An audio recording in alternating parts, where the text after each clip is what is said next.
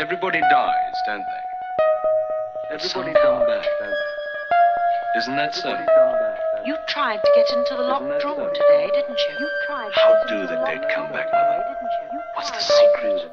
E.F.Benson. And no bird sings. The red chimneys of the house for which I was bound were visible from just outside the station at which I had alighted, and, so the chauffeur told me, the distance was not more than a mile's walk if I took the path across the fields. It ran straight till it came to the edge of that wood yonder which belonged to my host, and above which his chimneys were visible. I should find a gate in the paling of this wood, and a track traversing it, which debouched close to his garden. So, in this adorable afternoon of early May, it seemed a waste of time to do other than walk through the meadows and woods, and I set off on foot, while the motor carried my traps. It was one of those golden days which every now and again leak out of paradise and drip to earth. Spring had been late in coming, but now it was here with a burst, and the whole world was boiling with the sap of life. Never had I seen such a wealth of spring flowers, or such vividness of green, or heard such melodious business among the birds in the hedgerows. This walk through the meadows was a jubilee of festal ecstasy, and best of all, so I promised myself, would be the passage through the wood, newly fledged with milky green, that lay just ahead. There was the gate, just facing me, and I passed through it into the dappled lights and shadows of the grass-grown track. Coming out of the brilliant sunshine was like entering a dim tunnel. One had the sense of being suddenly withdrawn from the brightness of the spring into some subaqueous cavern. The tree-tops formed a green roof overhead, excluding the light to a remarkable degree. I moved in a world of shifting obscurity. Presently, as the trees grew more scattered, their place was taken by a thick growth of hazels, which met over the path, and then, the ground sloping downwards, I came upon an open clearing, covered with bracken and heather and studded with birches. But though I now walked once more beneath the luminous sky, with the sunlight pouring down, it seemed to have lost its effulgence. The brightness, was it some optical illusion, was veiled as if it came through crape. Yet there was the sun, still well above the treetops, in an unclouded heaven, but for all that the light was that of a stormy winter's day, without warmth or brilliance. It was oddly silent, too. I had thought that the bushes and trees would be ringing with the song of mating birds, but listening, I could hear no note of any sort, neither the fluting of thrush or blackbird, nor the cheerful whir of the chaffinch, nor the cooing wood-pigeon, nor the strident clamour of the jay. I paused to verify this odd silence. There was no doubt about it. It was rather eerie, rather uncanny. But I suppose the birds knew their own business best, and if they were too busy to sing, it was their affair. As I went on, it struck me also that since entering the wood, I had not seen a bird of any kind. And now, as I crossed the clearing, I kept my eyes alert for them, but fruitlessly, and soon I entered the further belt of thick trees which surrounded it. Most of them, I noticed, were beeches, growing very close to each other, and the ground beneath them was bare but for the carpet of fallen leaves, the few thin bramble bushes. In this curious dimness and thickness of the trees, it was impossible to see far to the right or left of the path, and now, for the first time since I had left the open, I heard some sound of life. There came the rustle of leaves from not far away, and I thought to myself that a rabbit, anyhow, was moving, but somehow it lacked the staccato patter of a small animal. There was a certain stealthy heaviness about it, as if something much larger were stealing along and desirous of not being heard. I paused again to see what might emerge, but instantly the sound ceased. Simultaneously, I was conscious of some faint but very foul odour reaching me, the smell choking and corrupt, yet somehow pungent, more like the odour of something alive rather than rotting. It was peculiarly sickening, and not wanting to get any closer to its source, I went on my way. Before long, I came to the edge of the wood. Straight in front of me was a strip of meadowland, and beyond an iron gate between two brick walls, through which I had a glimpse of lawn and flower beds. To the left stood the house, and over house and garden there poured the amazing brightness of the declining afternoon.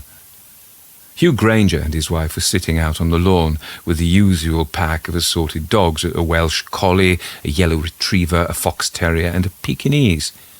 Their protest at my intrusion gave way to the welcome of recognition, and I was admitted into the circle.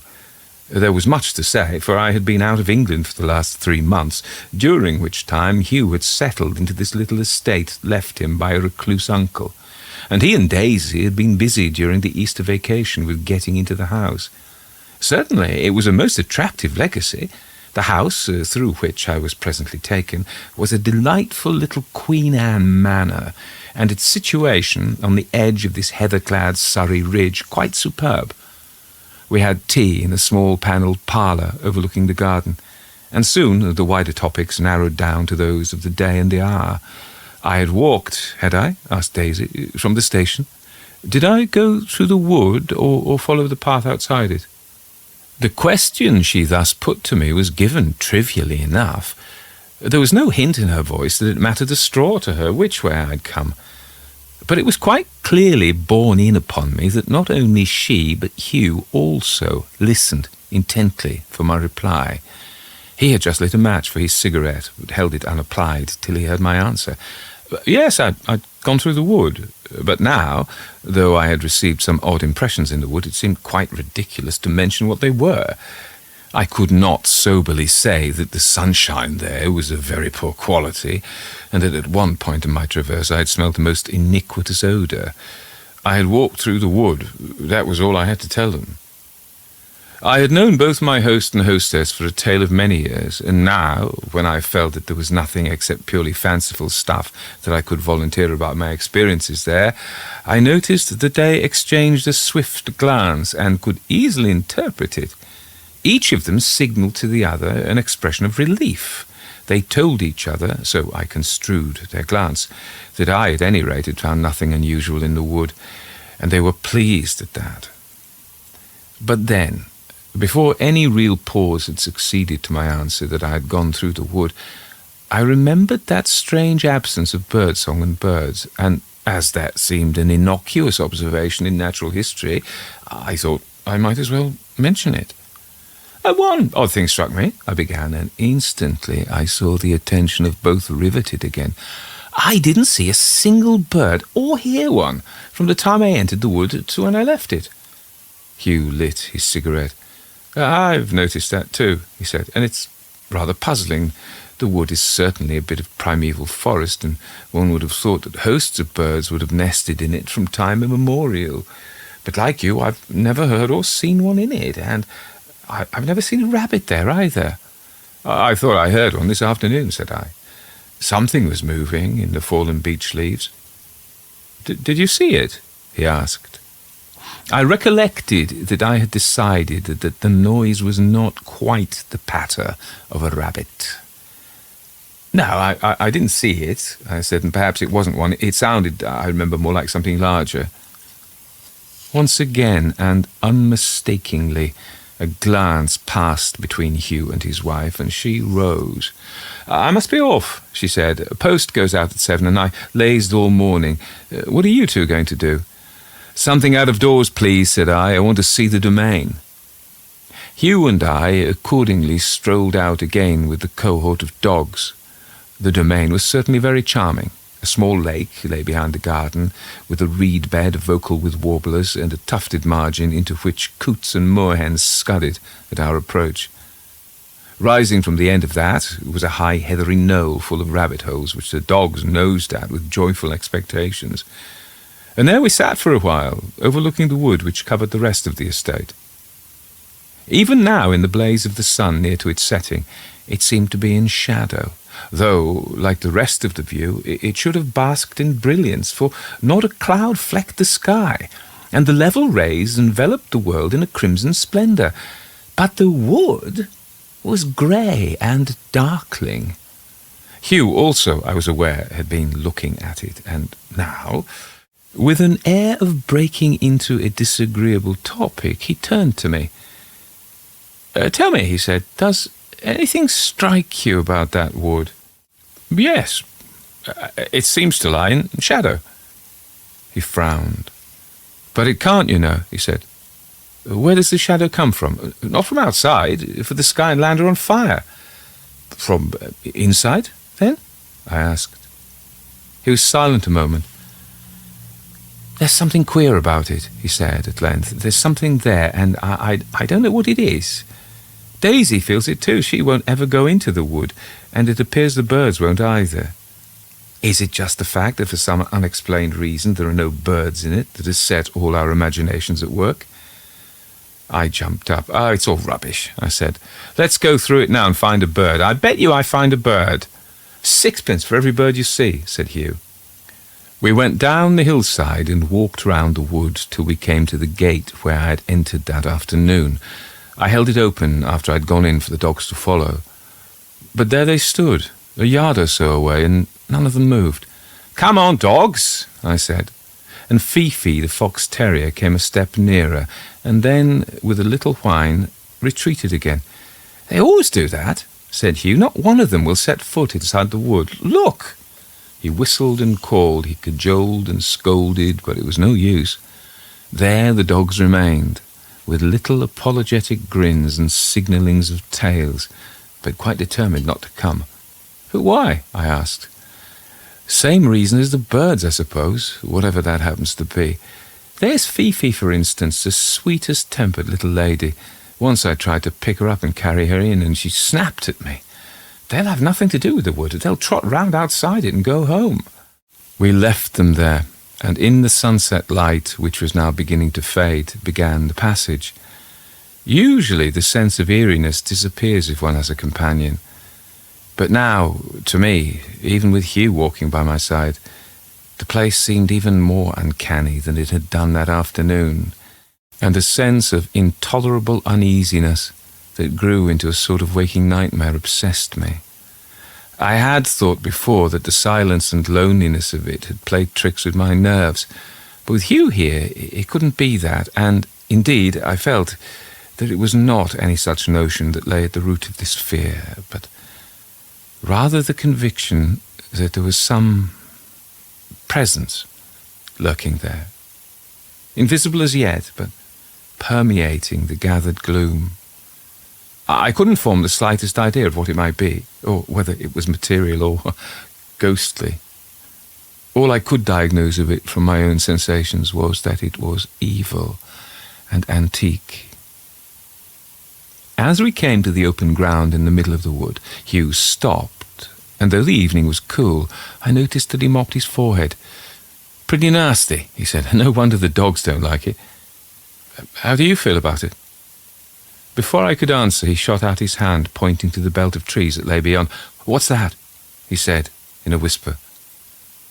I followed his finger, and for 1/2 second thought I saw, against the black of the wood, some vague flicker, grey or faintly luminous.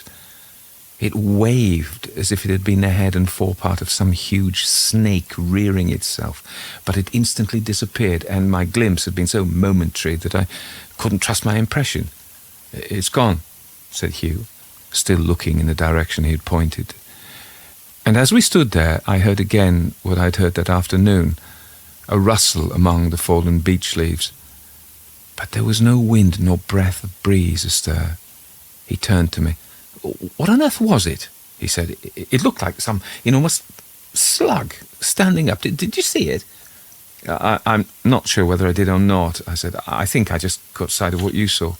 "But what was it?" he said again. "Was it a real material creature, or was it something ghostly, do you mean?" I asked. "Something halfway between the two," he said. "I'll tell you what I mean afterwards, and when we've got out of this place." The thing, whatever it was, had vanished among the trees to the left of where our path lay, and in silence we walked across the open till we came to where it entered tunnel-like among the trees. Frankly, I hated and feared the thought of plunging into that darkness, with the knowledge that not so far off there was something the nature of which I could not ever so faintly conjecture, but which I now made no doubt was that which filled the wood with some nameless terror. Was it material? Was it ghostly? Or was it? And now some inkling of what Hugh meant began to form itself into my mind. Some being that lay on the borderline between the two. Of all the sinister possibilities, that appeared the most terrifying.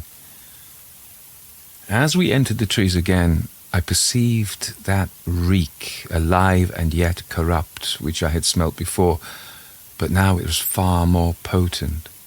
And we hurried on, choking with the odour that I now guessed to be not the putrescence of decay, but the living substance of that which crawled and reared itself in the darkness of the wood where no bird would shelter.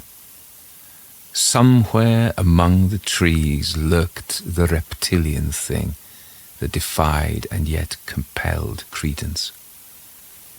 It was a blessed relief to get out of that dim tunnel into the wholesome air of the open and the clear light of evening. Within doors, when we returned, windows were curtained and lamps lit. There was a hint of frost, and Hugh put a match to the fire in his room, where the dogs, still a little apologetic, hailed us with the thumpings of drowsy tails. "And now we've got to talk," said he, "and lay our plans. For whatever it is that is in the wood, we've got to make an end of it. And if you want to know what I think it is, I'll tell you." "Well, go ahead," said I. "You may laugh at me if you like," he said, "but I believe it's an elemental. That's what I meant when I said it was a being halfway between the material and the ghostly. I never caught a glimpse of it till this afternoon. I only felt there was something horrible there, but now I've seen it, and it's like what spiritualists and that sort of folk describe as an elemental. A huge phosphorescent slug is what they tell us of it, which at will can surround itself with darkness. Somehow, now safe within doors, in the cheerful light and warmth of the room, the suggestion appeared merely grotesque. Out there, in the darkness of that uncomfortable wood, something within me had quaked, and I was prepared to believe any horror. But now common sense revolted. "But you don't mean to tell me that you believe in such rubbish," I said. "You might as well say it was a unicorn. What is an elemental anyway? Who has ever seen one except the people who listen to raps in the darkness and say they're made by their aunts?" "What is it then?" he asked. "I should think it's chiefly our own nerves," I said. "I frankly acknowledge I got the creeps when I went through the wood first, and I got them much worse when I went through it with you. But it was just nerves. We were frightening ourselves and each other." "And are the dogs frightening themselves and each other?" he asked. "And the birds?" That was rather harder to answer. In fact, I gave it up. Hugh continued. "Well, just for the moment, we'll suppose that something else, not ourselves, frightened us, and the dogs and the birds," he said, "and that we did see something like a huge phosphorescent slug. I won't call it an elemental, if you object to that. I'll call it it. There's another thing, too, which the existence of it would explain." "What's that?" I asked. "Well, it is supposed to be some incarnation of evil. It's a corporeal form of the devil. It's not only spiritual, it is material to this extent that it can be seen bodily in form and heard, and, as you noticed, smelt and, God forbid, handled. It has to be kept alive by nourishment, and that explains perhaps why every day since I've been here I've found on that knoll we went up some half-dozen dead rabbits." "Stoats and weasels," said I. "No, not stoats and weasels. Stoats kill their prey and eat it. These rabbits haven't been eaten. They've been drunk." "What on earth do you mean?" I asked. I examined several of them. There was just a small hole in their throats, and they were drained of blood. Just skin and bones and a sort of grey mash of fibre. Like the fibre of an orange which has been sucked. Also, there was a horrible smell lingering on them, and was the thing you had a glimpse of like a stoat or a weasel?" There came a rattle at the handle of the door. "Not a word to Daisy," said Hugh as she entered. "I heard you come in," she said. "Where did you go?" "All round the place," said I, "and came back through the wood. It is odd. Not a bird did we see, but that's partly accounted for because it was dark. I saw her eyes search Hugh's, but she found no communication there. I guessed that he was planning some attack on it next day, and he didn't wish her to know anything was afoot. The wood's unpopular, he said. Birds won't go there, dogs won't go there, and Daisy won't go there. I'm bound to say I share the feeling too, but having braved its terrors in the dark, I've broken a spell. All quiet, was it? Asked she. Quiet wasn't the word for it. The smallest pin could have been heard dropping half a mile off. We talked over our plans that night after she had gone up to bed. Hugh's story about the sucked rabbits was rather horrible, and though there was no certain connection between those empty rinds of animals and what we had seen, there seemed a certain reasonableness about it. But anything, as he pointed out, which could feed like that was clearly not without its material side. Ghosts did not have dinner, and if it was material, it was vulnerable. Our plans, therefore, were very simple. We were going to tramp through the wood as one walks up partridges in a field of turnips, each with a shotgun and a supply of cartridges. I cannot say that I looked forward to the expedition, for I hated the thought of getting into closer quarters with that mysterious denizen of the woods. But there was a certain excitement about it, sufficient to keep me awake a long time, and when I got to sleep, to cause very vivid and awful dreams. The morning failed to fulfill the promise of the clear sunset. The sky was lowering and cloudy, and a fine rain was falling. Daisy had shopping errands which took her into the little town, and as soon as she had set off, we started on our business. The yellow retriever, mad with joy at the sight of guns, came bounding with us across the garden, but on our entering the wood, he slunk back home again. The wood was roughly circular in shape, with a diameter perhaps of half a mile. In the centre, as I've said, there was an open clearing about a quarter of a mile across, which was thus surrounded by a belt of thick trees and copse, a couple of 100 yards in breadth. Our plan was first to walk together up the path which led through the wood with all possible stealth, hoping to hear some movement on the part of what we had come to seek. Failing that, we had settled to tramp through the wood at the distance of some 50 yards from each other in a circular track. 2 or 3 of these circuits would cover the whole ground pretty thoroughly. Of the nature of our quarry, whether it would try to steal away from us or possibly attack, we had no idea. It seemed, however, yesterday to have avoided us. Rain had been falling steadily for an hour when we entered the wood. It hissed a little in the treetops overhead, but so thick was the cover that the ground below was still not more than damp. It was a dark morning outside. Here you would say that the sun had already set and that night was falling. Very quietly we moved up the grassy path, where our footfalls were noiseless, and once we caught a whiff of that odour of live corruption. But though we stayed and listened, not a sound of anything stirred except the sibilant rain over our heads. We went across the clearing and through to the far gate, and still there was no sign. "We'll be getting into the trees then," said Hugh. "We'd better start where we got that whiff of it." We went back to the place, which was towards the middle of the encompassing trees. The odour still lingered on the windless air. "Go on about 50 yards, he said, "and then we'll go in. If either of us comes onto the track of it, we'll shout to the other." I walked on down the path till I had got the right distance, signalled to him, and we stepped in among the trees. I have never known the sensation of such utter loneliness.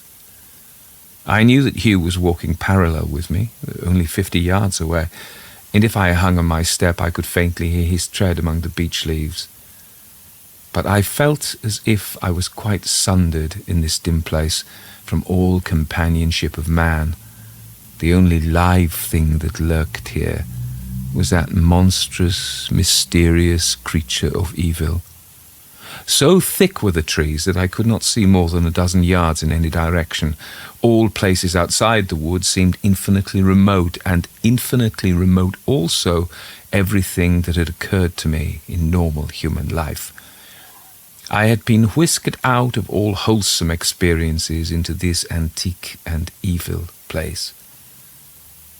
The rain had ceased. It whispered no longer in the treetops. testifying that there did exist a world in the sky outside, and only a few drops from above pattered on the beech leaves. Suddenly I heard the report of Hugh's gun, followed by his shouting voice. "I missed it!" he shouted. "It's coming in your direction!" I heard him running towards me, the beech leaves rustling, and no doubt his footsteps drowned a stealthier noise that was close to me. All that happened now, until once more I heard the report of Hugh's gun, happened, I suppose, in less than a minute. If it had taken much longer, I do not imagine I should be telling it today.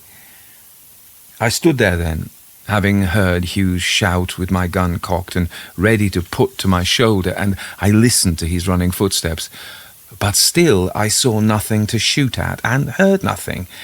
Then, between the two beech trees, quite close to me, I saw what I can only describe as a ball of darkness. It rolled very swiftly towards me over the few yards that separated me from it, and then, too late, I heard the dead beech leaves rustling below it. Just before it reached me, my brain realized what it was or what it might be, but before I could raise my gun to shoot at that nothingness, it was upon me.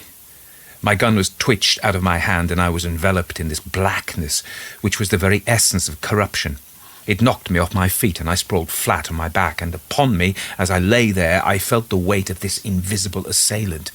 I groped wildly with my hands, and they clutched something cold and slimy and hairy. They slipped off it, and next moment there was laid across my shoulder and neck something which I felt like an India rubber tube.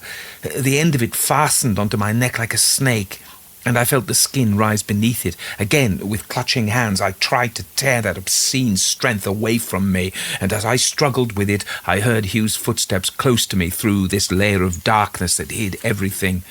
My mouth was free, and I shouted at him. "Here, here," I yelled, "close to you, where it is darkest." I felt his hands on mine, and that added strength detached from my neck, that sucker that pulled at it. The coil that lay heavy on my legs and chest writhed and struggled and relaxed. Whatever it was that our four hands held slipped out of them, and I saw Hugh standing close to me. A yard or two off, vanishing among the beech trunks, was that darkness which had poured over me. Hugh put up his gun and with his second barrel fired at it. The blackness disappeared, and there, wriggling and twisting like a huge worm, lay what we had come to find. It was alive still, and I picked up my gun which lay by my side and fired 2 more barrels into it. The writhings dwindled into mere shudderings and shakings, and then it lay still. With Hugh's help, I got to my feet, and we both reloaded before going nearer. On the ground there lay a monstrous thing, half slug, half worm. There was no head to it. It ended in a blunt point with an orifice. In colour it was grey, covered with sparse black hairs. Its length, I suppose, was some 4 feet. Its thickness at the broadest part was that of a man's thigh, tapering towards each end. It was shattered by shot at its middle. There were stray pellets which had hit it elsewhere, and from the holes they had made there oozed not blood, but some grey, viscous matter. As we stood there, some swift process of disintegration and decay began. It lost outline, it melted, it liquefied, and in a minute more we were looking at a mass of stained and coagulated beech leaves.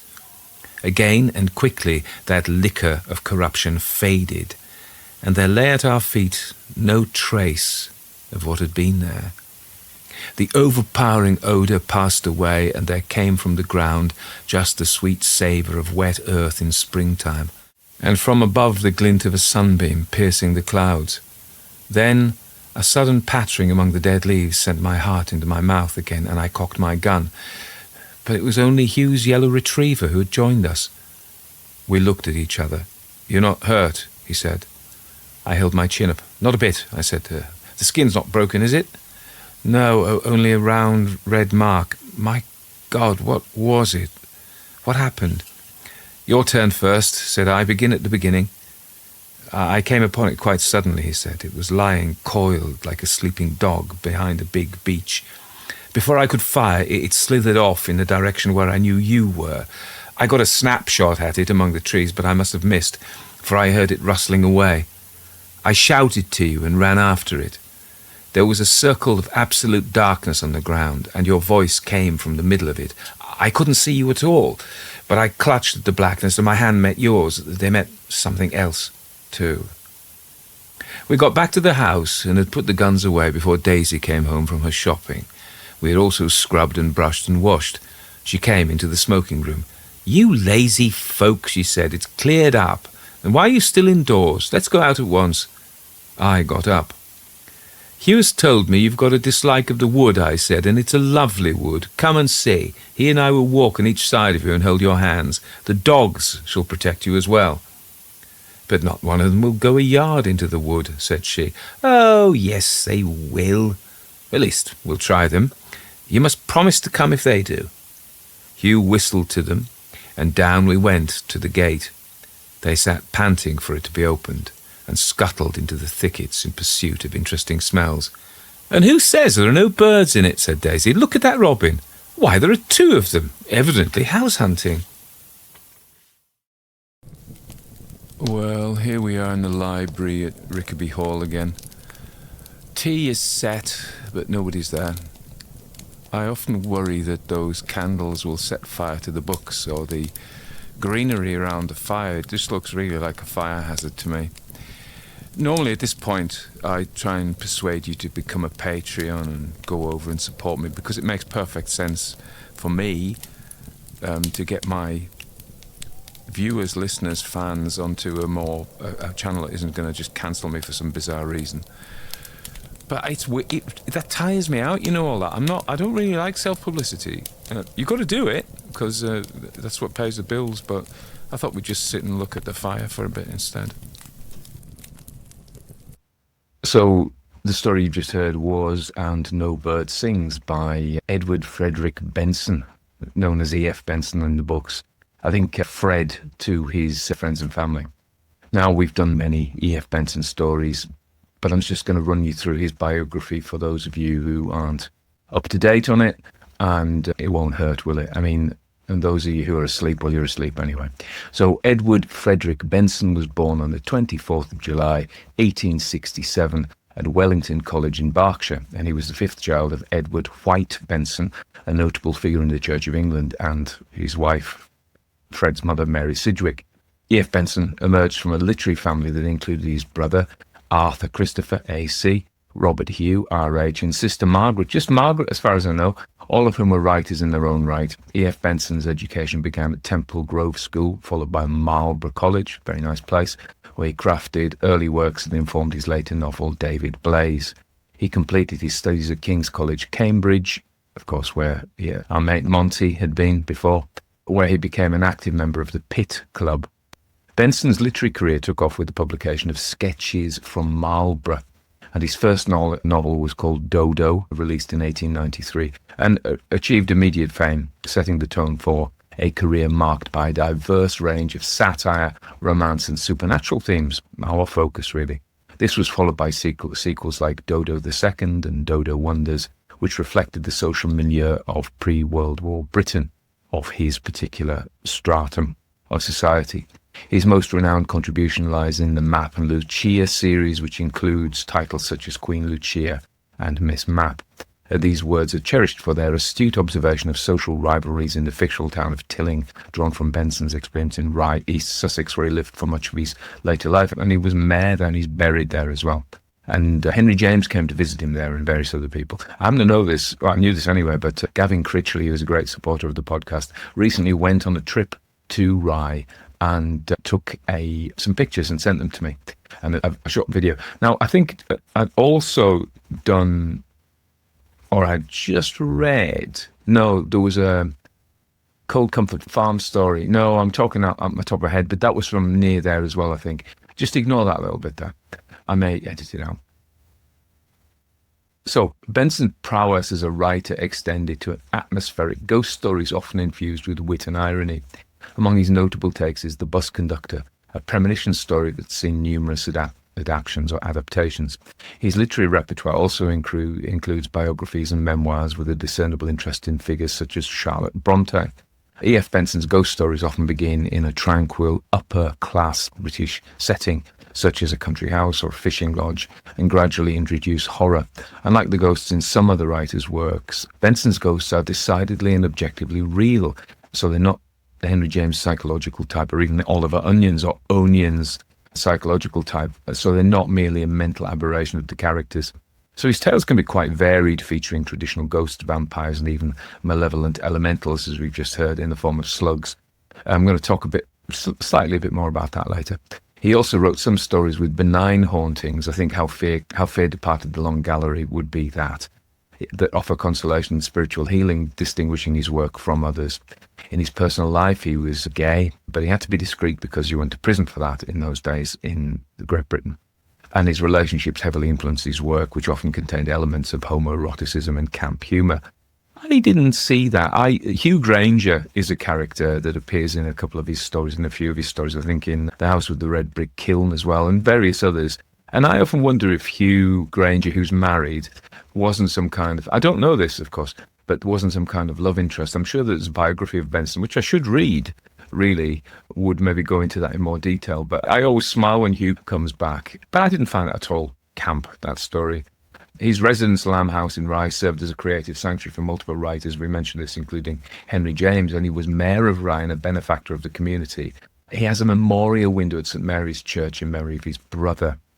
His family are really interesting, actually. He passed away on the 29th of February 1940 due to throat cancer. He was interred at the cemetery at Rye, leaving him behind a legacy of wit, charm, and a keen eye for the nuances of social interaction. So his brothers and his sister are all characters as well. And I think we've done an A.C. Benson story. In fact, I know we have. We haven't done anything I don't think his sister wrote ghost stories. R.H. rather, did. I've got a volume of the other two Benson brothers stories. R.H. became a Catholic priest, I think. And so I found his stories a little bit preachy from the converted point of view. His father, the Benson's father, was Archbishop of Canterbury, rose to be Archbishop of Canterbury, so the top person in the Anglican community. He was for a while Bishop of Truro, and so the Bensons knew Cornwall pretty well. And if you notice, many of Fred Benson's stories are set in Cornwall. Actually, also R.H. and A.C.'s stories, a number of them are set in Cornwall as well. So it was a place that they knew and cherished, to be fair. They knew very well. Might I just go on to this story? This is off the top. I've done a little bit of research on it, but I'm talking without the benefit of notes. And so I may get things wrong. But, there we are. We all, don't we? This is a very slight story in lots of ways. And I don't mean that it is ineffective. What I mean is that it's about a very narrow thing. There's a haunted wood. That's about it. So he goes to visit his old friends at this lovely house. If I don't say this now, I will forget. This is why I do digressions like this, because if I don't say them now, unless I'll talk to you about that later, I won't, because I'll have forgotten. And actually, I was reading an article about ADHD, which is, they call it attention deficit, but actually, when they look at the brain scans, that isn't what's happening. It's more being sensitized to novelty, so seeking novelty and sensation, so always jumping to the next thing that grabs your attention. Whatever gives you a shot of dopamine, you run to it, so your mind skips to the next thing, and you have to really think to come back to the thing which is now relatively dull. I'm reading a book called Moths by Rosalind Ash, came out in 1975. I'm reading it at the moment. And I think it's pretty good. It's a haunted house story. Now, I've read lots of haunted house novels, as you can imagine. Most haunted house stories are not novels. They're just short stories. So they deal with one idea.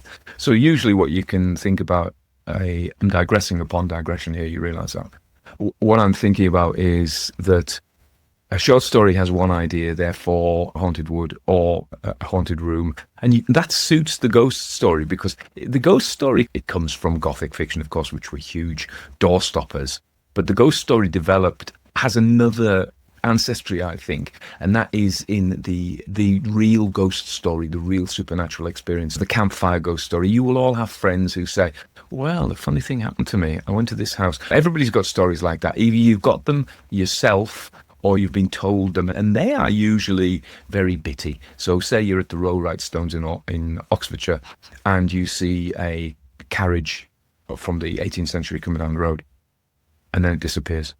And that is the nature of most ghost stories. I went to this house and I saw this, or I heard this, and they don't really go anywhere. So they tend to be very circumscribed. The real ghost story or the experience that somebody has tends to be one incident.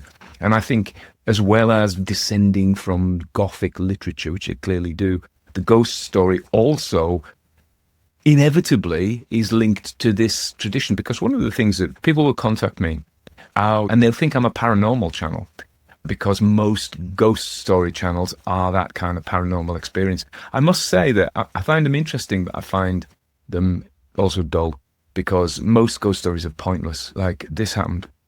Yeah, so what? It's like saying I went out for a walk and I saw a tree. Yeah, good.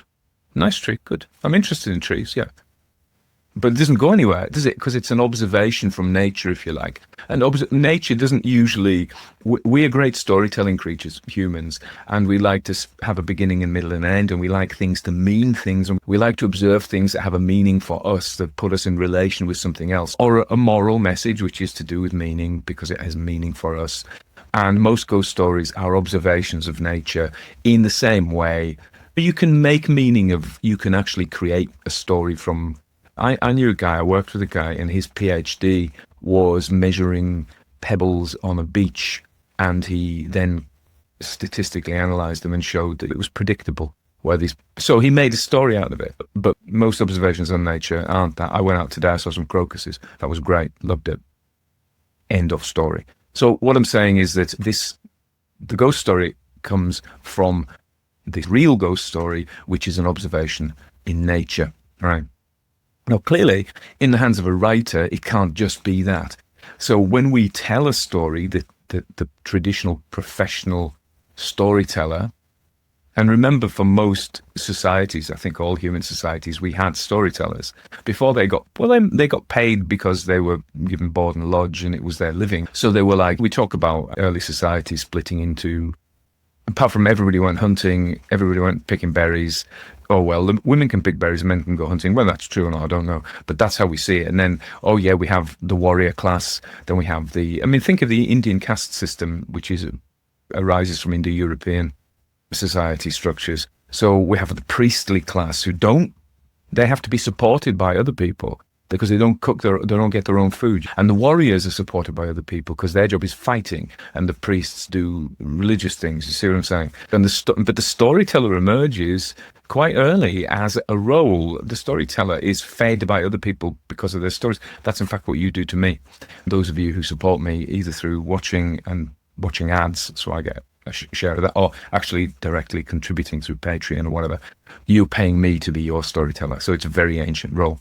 So when we get a storyteller, we get an observation on nature, which is the ghost, and we tweak it so it has meaning. And because we know what the structure of the stories are, and you know what the structures of stories are. Also, there's a guy drilling downstairs. Hopefully it isn't too loud. Hopefully you can't really hear it, because this is why I haven't been able to make any progress, which stresses me out really, but not too much. You stop now. So anyway, there we are. So it's a slight story. It's about a haunted wood. That's the first thing I have to say about it. I have to say about Hugh Granger, when I've spoken about him. I was saying about Rosalind Ash, wasn't I? We did get back to it eventually. So Rosalind Ash, moths. I've read a lot of haunted house stories. Most of them are short stories, which led to that whole digression about the nature of the ghost story as a short story. But some are novellas. Very few are full novel length, because they don't have enough material to support a work of that length. You're only saying one thing. You remember, it's an observation from nature, which you can tweak it, and that's why they remain short stories. But when we think of The Haunting of Hill House, she puts some other themes in there. Old Shirley Jackson does a good job. But it's a novella, really, rather than a novel. And then we have Richard Matheson's Hell House, slightly longer, but he pads it out with, and in fact so does Shirley Jackson, with the interactions between the characters. So we've got the ghost story, but also we've got the interactions between the characters.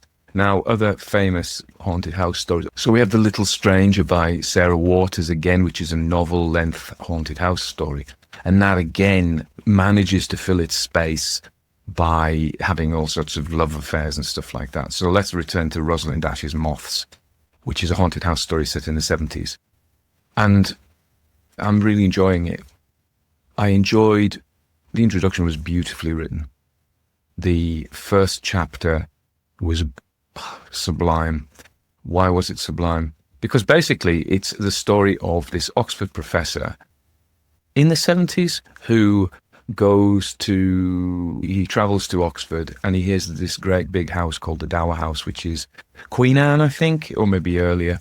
And it's a beautiful house and it's up for sale and it's been neglected.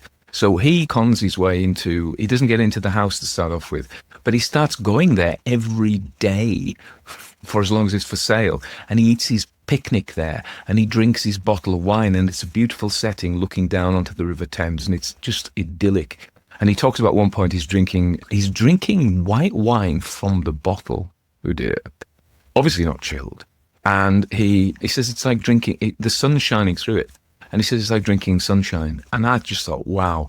And maybe it's because I long for summer. And I long, in a sense, for the summers of the 1970s when I was a boy. And which always, in memory, are much, much warmer and much sunnier. And I know you're going to say, oh, global warming, etc., etc. But in my memory, they were great summers. We've had trash summers recently, very damp, cold, bits of sunshine. I think it's better down south, but there we are. Yeah, what captured me about Rosalind Ash's book Moths, and I'm not finished it yet, is just that summer. And of course, there was that book I read called Lost in the Garden by Adam Leslie, and that is set in this extended summer that never ends, this extended English summer that never ends. And I know there's horror bits in it, but I loved it for the summer. And I've said many times, we read a lot of books. We say, why do you read books? Well, we read them for the characters, yes. We read them for the narrative, for the plot, yes, we do. We read them for the vibe as well.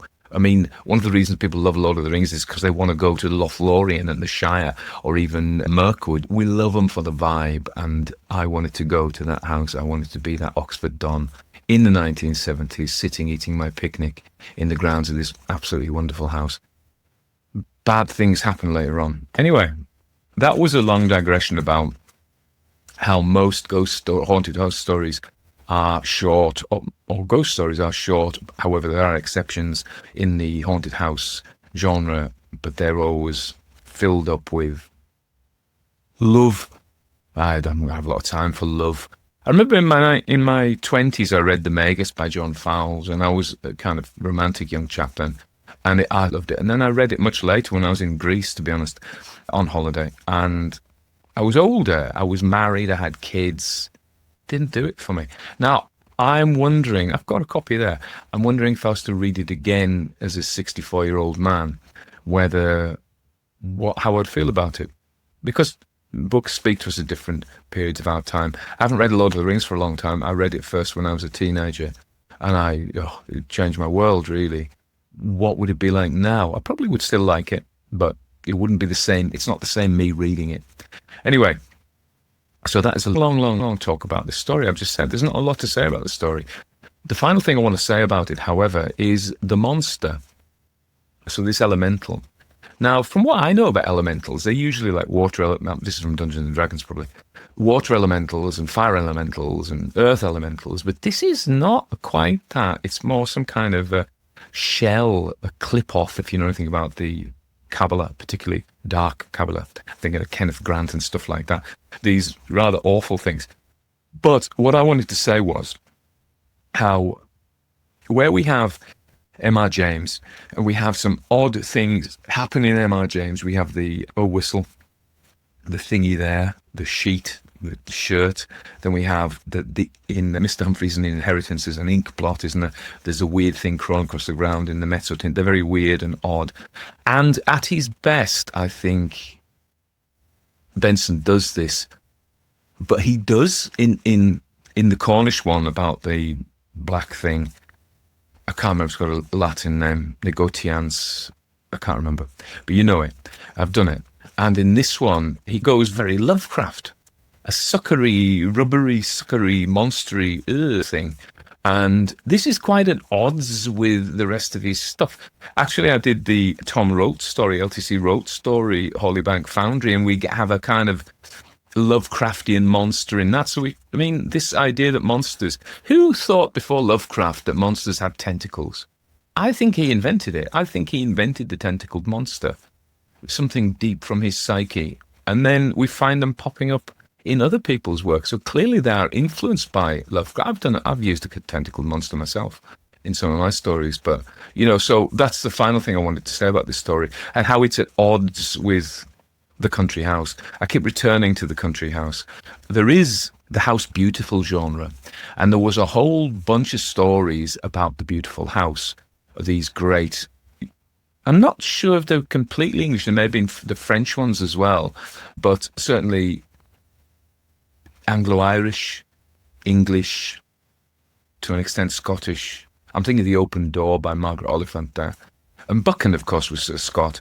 But his open house, Full Circle, his House Beautiful story, Full Circle, is set in Oxfordshire, in the Cotswolds, Gloucestershire potentially.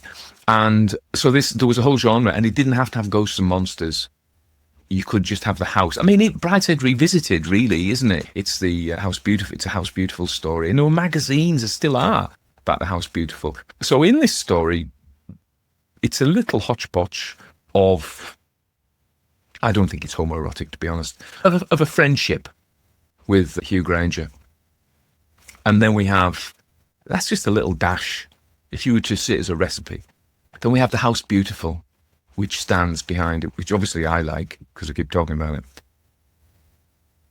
And then we have the Lovecraftian, suckery, monstery thing. And also another aspect is the haunted wood. There are a lot of haunted wood stories, and I'm bad about remembering things, but John Dixon Carter, The House at Goblin Corner or something like that, I've done that. And the Nesbit story, The House Behind the Wood. This one of the haunted wood, The Child, has a haunted wood in it.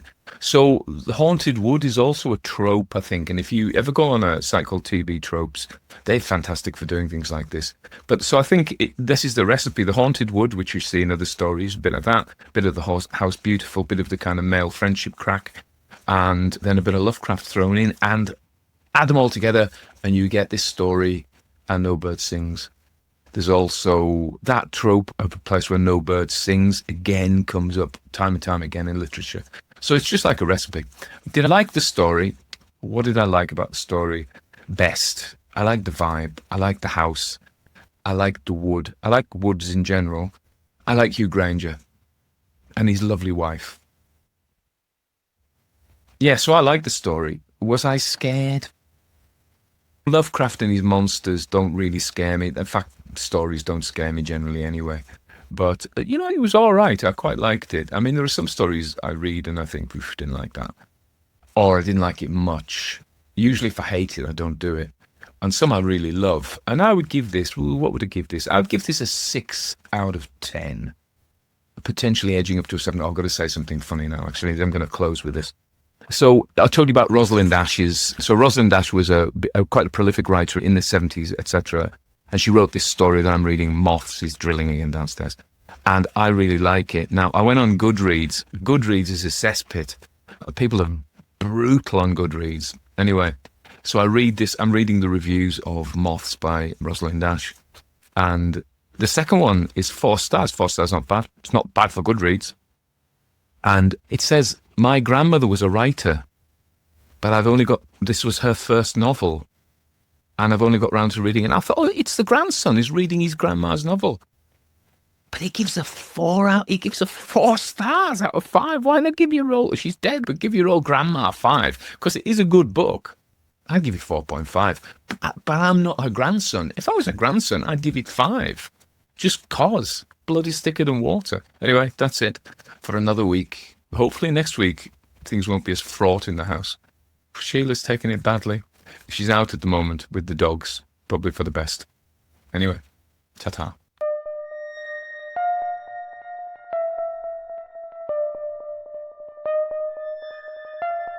Everybody dies, don't they? Everybody come back, don't they? Isn't that so? You tried to get into the locked drawer today, didn't you? How do the dead come back, Mother? What's the secret?